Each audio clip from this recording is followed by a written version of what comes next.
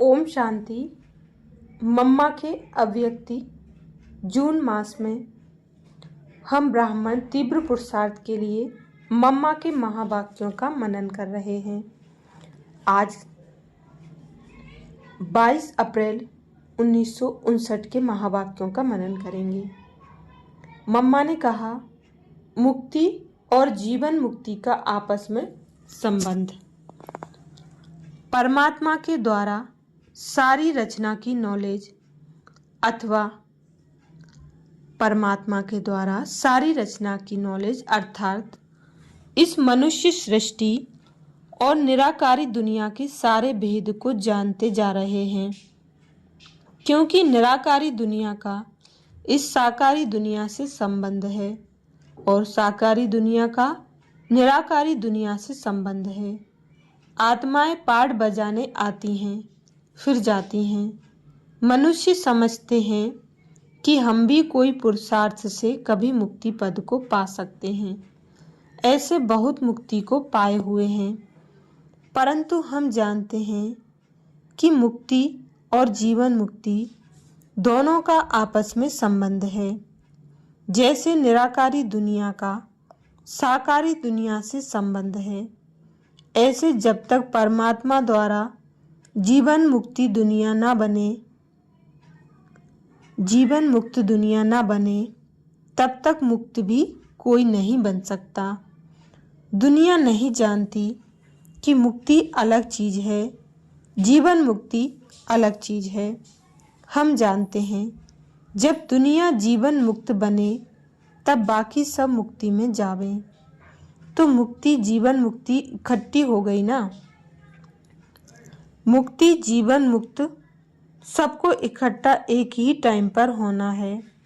इसमें हर चीज़ आ जाती है, तब ही आत्मा भी वह मुक्ति जीवन मुक्ति का सुख ले सकती है। सारी दुनिया से इसका संबंध है, तो यह सब बातें इकट्ठी हैं। ऐसे नहीं कभी कोई मुक्त हो सकते हैं। मुक्ति जीवन मुक्ति इकट्ठी है, तो इस रचना के आदि मध्य अंत को हम परमात्मा द्वारा जानते जा रहे हैं। तो साकारी और निराकारी दुनिया का भी आपस में संबंध है, जिससे यह चक्र चलता रहता है। दुनिया इस मुक्ति जीवन मुक्ति के अर्थ को न जानने के कारण समझती है कोई भी पुरुषार्थ से मुक्ति को पा सकते हैं, फलाने ने पाई हुई है, परंतु कोई ने भी पाई नहीं है। इसका पुरुषार्थ एक ही टाइम होता है और एक के द्वारा ही यह पुरुषार्थ सीखते हैं। जीवन मुक्त पद सारी दुनिया का पद है, एक मनुष्य का पद नहीं है। तो जब जीवन मुक्ति दुनिया बनती है तो अंडरस्टूड है, बाकी सब मुक्त हो जाते हैं। अच्छा, ऐसे ही और महावाक्य हैं जो 28 अप्रैल 1959 के हैं। इसमें मम्मा ने अटेंशन खिंचवाया। यह खेल स्मृति विस्मृति का बना हुआ है। आत्मा सदा ही मन बुद्धि सहित है। परमात्मा और आत्मा, इसकी नॉलेज को अभी हम परमात्मा द्वारा जानते जा रहे हैं। आत्मा को मन बुद्धि सहित कहा जाता है। आत्मा जन्म मरण में आने वाली है। इसमें सारा जो पाठ चल रहा है उसकी स्मृति नहीं रह सकती है। भल आत्मा मन बुद्धि सहित बेशक है, परंतु अनेक जन्मों का जो कुछ हुआ वह स्मृति तो नहीं रह सकती है ना। एक जीवन का ही हम लें तो भी सब बातें डिटेल सहित याद थोड़े ही रहती हैं। बुद्धि में स्मृति विस्मृति होती है, परंतु बुद्धि तो रहती है ना। ऐसे थोड़े ही कहेंगे कि बुद्धि चली जाती है, परंतु जब वह ठीक कर्तव्य नहीं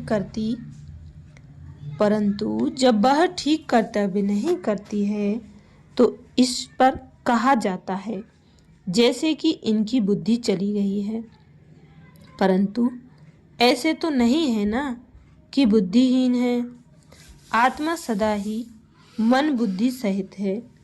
सतयुग में आत्मा है तो ऐसे नहीं, उसे 84 जन्मों की स्मृति है। परमात्मा जो नॉलेजफुल है उसमें ही सबकी नॉलेज है, तो इस समय पर उनका पाठ है। जब पाठ में आते हैं तब आकर के नॉलेज सुनाते हैं। नॉलेज इमर्ज भी इतनी करते हैं जितना आत्मा की उन्नति के लायक है। भल वह जानी जाननहार है, परंतु पाठ में फिर भी अंदाज है ना, उतना ही सुनाते हैं। तो ऐसे नहीं, आत्मा को सारी स्मृति इकट्ठी रह सकती है। स्मृति विस्मृति तो चलती आती है, परंतु इसका मतलब यह नहीं है कि आत्मा मन बुद्धि सहित नहीं है। सिर्फ वह स्मृति चली आती है। बॉडी कॉन्शियस, सोल कॉन्शियस, यह भी खेल है ना। आत्मा आत्मा ही है, सिर्फ विस्मृति हो जाती है, फिर परमात्मा द्वारा स्मृति मिलती है। जन्म मरण में आते आते आत्मा की कला घटती जाती है।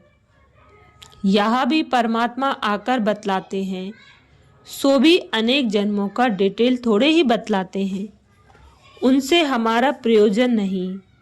जानते हैं कि पहले दुख की जीवन थी, उनको भूलना ही है, तो फिर उसके विस्तार को जानने की क्या जरूरत है। ड्रामा का खेल और आत्मा का परिचय, यह परमात्मा बैठ समझाते हैं। बुद्धि तो है, फिर कई बातें ख्याल से हट जाती हैं, तो ऐसे थोड़े ही कहेंगे बुद्धि ही नहीं है। इस नॉलेज को समझने से ऐसी छोटी छोटी बातें तो अपने विचार से भी हल हो जाती हैं। हम भी पास्ट फ्यूचर दोनों के अनुभवी हैं। बुद्धि द्वारा हम जान सकते हैं, ऐसे भी नहीं कि साक्षात्कार हो तब हम जान सकते। यह तो बुद्धि का काम है जानना। साक्षात्कार नहीं हुआ है तो भी हर्जा नहीं है। जानने का संबंध साक्षात्कार से नहीं है। ज्ञान का मतलब साक्षात्कार नहीं है। मनुष्य समझते हैं साक्षात्कार से ही सिद्धि प्राप्त हो सकती है, परंतु ज्ञान तो नॉलेज को कहा जाता है। कहा भी जाता है ज्ञान बिगर गति नहीं। ऐसे नहीं कहा जाता है कि साक्षात्कार बिगर गति नहीं। परमात्मा को न्यारा भी कहा जाता है और प्यारा भी कहा जाता है। दुनिया वाले समझते हैं कि जैसे आत्मा जन्म मरण में आती है भी और न्यारी निर्लेप भी है, ऐसे परमात्मा भी है, क्योंकि समझते हैं आत्मा ही परमात्मा है। परंतु हम जानते हैं परमात्मा न्यारा और प्यारा कैसे है। वह अजन्मा, दुख सुख से भी न्यारा भी है, परंतु उनके पाठ बजाने के संस्कार भी हैं और पाठ भी अति प्यारा बजाया है, क्योंकि सबको सुखी बनाते हैं। परमात्मा तो बेहद का कार्य आकर करते हैं, सर्व आत्माओं को सुखी बनाते हैं, इसलिए सर्व आत्माओं को वह प्यारा लगता है। आत्माओं को प्यार मिला है, सुखी बनी है, तब रिटर्न में इतना प्यार करती है। परमात्मा ने हम आत्माओं के साथ यह पाठ बजाया हुआ है, सुखी बनाया है, इसलिए अति प्यारा है, लेकिन वह हम आत्माओं से न्यारा है। भले खुद भी आत्मा बन पाठ बजाते हैं, परंतु उनके कर्तव्य न्यारे हैं। जो आत्मा नहीं कर सकती वह काम करते हैं। सर्व आत्माओं को संतुष्ट करते हैं, सर्व आत्माओं को सुख शांति देते हैं, इसलिए प्यारे हैं। तो न्यारे का अर्थ यह नहीं कि लेप छेप से न्यारा है। वह तो जो कुछ करता है उसका बनता जरूर है। सर्विस की है तब तो उनको सभी प्यार करते हैं। यह भी रिटर्न है ना। भल जानते नहीं हैं कि वह कौन है, हमारे साथ संबंध क्या है, लेकिन प्यार तो करते हैं ना, याद भी करते हैं। अच्छा, ये महावाक्य 28 अप्रैल 1959 के हैं। ओम शांति।